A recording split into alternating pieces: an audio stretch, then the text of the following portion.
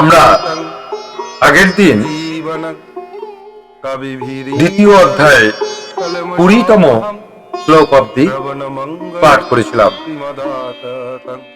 আজ 21তম শ্লোক থেকে পাঠ করছি। এখানে শ্রী ভগবান অর্জুনকে যুদ্ধে করার জন্য যে উপদেশ দিয়েছিলেন তারই কথা। বেদ বিনাশীনং নিত্যং যা এনম জবব্যয়ম কথং স পুরুষ পার্থ তং ঘটয়াতি হন্তিকাম বশাংসি জীর্ণানি যত বিহায় নবানি গৃহ্ণাতি নরঃ পরাণি তথা শরীরানি বিহায় জীর্ণা নন্নানি সংজাতি নবানি দেহি। যিনি আত্মাকে অবিনাশী, নিত্য, জন্মরহিত ও অব্যয় বলে জানেন, হে অর্জুন, সে ব্যক্তি কি প্রকারে কাউকে হত্যা করেন বা করান? অর্থাৎ সে ব্যক্তির পক্ষে অন্যকে বধ করা বা করানো কিভাবে সম্ভব? যেমন মানুষ জীর্ণ বস্ত্র পরিত্যাগ করে নতুন বস্ত্র পরিধান করে, তেমনি জীবাত্মাও জীর্ণ শরীর পরিত্যাগ করে অন্য নতুন শরীর পরিগ্রহ করে। আত্মা অবিনাশী, এই জ্ঞান যার হয়েছে তিনি আত্মা কারো বিনাশের কারণ বা কর্তা বলে অনুশোচনা করতে পারেন না। জীবাত্মার দেহত্যাগ মানুষের জীর্ণ বস্ত্র পরিত্যাগ করে নব বস্ত্র পরিগ্রহণেরই মতো। তাতে শোক করবার কি আছে?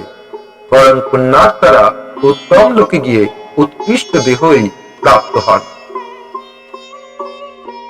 নৈনং ছিন্দতি শস্ত্রাণি নৈনং দহতি পাবক না চৈনং ক্লেদয়ং তাপ না শোষয়তি মারুত অচ্যুত্তহায় মদহায় মক্লেদ হশস্ত এব চ নিত্য সর্বগত স্থানুরচলহয়ং সনাতন অব্যক্ত হয়মচিন্ত হয়মবিকার্য হয়মচ্যুতে তস্মাদেবং বিদিতৈনং নানু শচিতু মহর্ষি।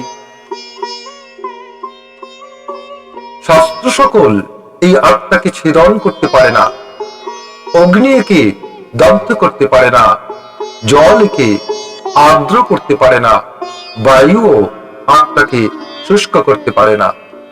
এই আত্মা ছেদনের অযোগ্য, আর্দ্র, দগ্ধ বা শুষ্ক হবার অযোগ্য, কারণ তিনি নিত্য, সর্বব্যাপী, স্থির, অচল ও সনাতন।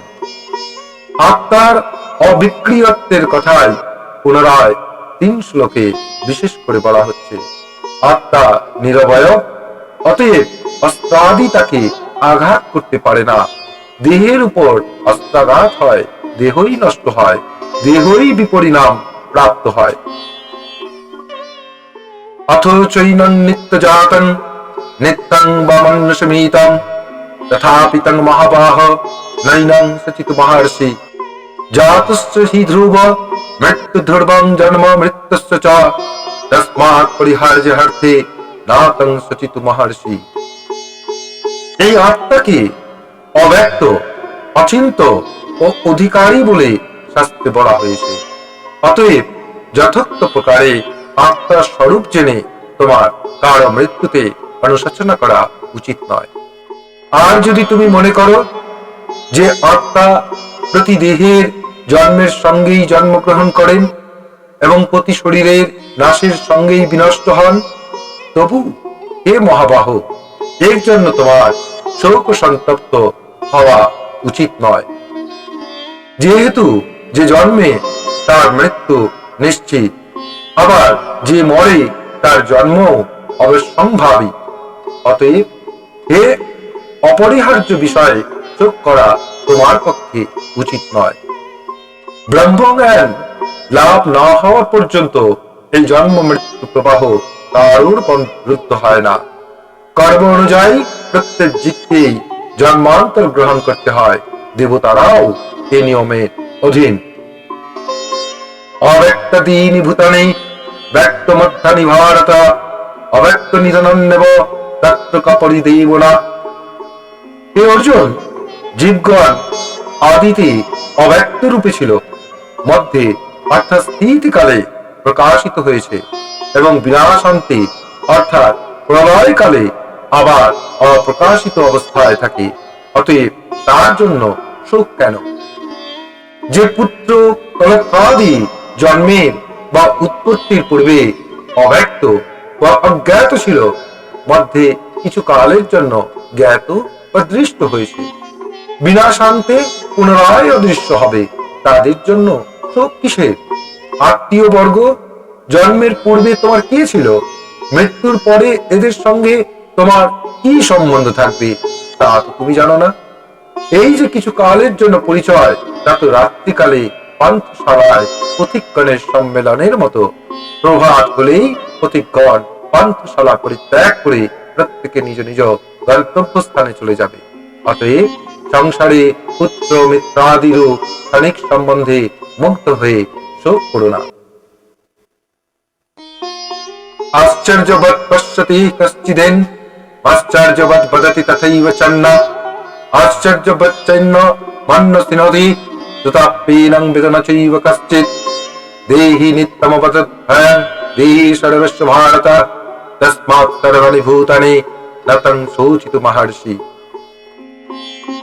কেউ আত্মাকে আশ্চর্যবৎ কিছু বলে বোধ করেন, কেউ কি অদ্ভুত রূপে বর্ণনা করেন, আবার কেউ বা আত্মাকে আশ্চর্যবৎ শ্রবণ করেন, অথচ শুনে বাক্য দ্বারা প্রকাশ করে বা দেখেও একে কেউই জানতে পারেন না, কারণ আত্মতত্ত্ব দুর্বিজ্ঞ।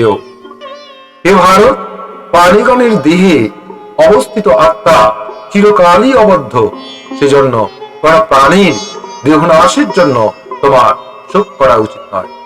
দেখা যায় বিজ্ঞ ব্যক্তিরাও শোকে অভিভূত হন, তার কারণ আত্মার প্রকৃত স্বরূপ তারাও সম্যক রূপে জানেন না। আত্মজ্ঞান হলে শোক মোহ চলে যায়। আমরা এবার প্রণাম করি। নিরঞ্জনং নিত্যমনন্তরূপম ভক্তানুকম্পা ধৃত বিগ্রহং বৈ ঈশাবতারং পরমেশমিদ্যং তং রামকৃষ্ণং শিরস নমাম। ওম শান্তি শান্তি শান্তি। হরি ওম তৎসৎ। শ্রীরামকৃষ্ণার্পণমস্তু।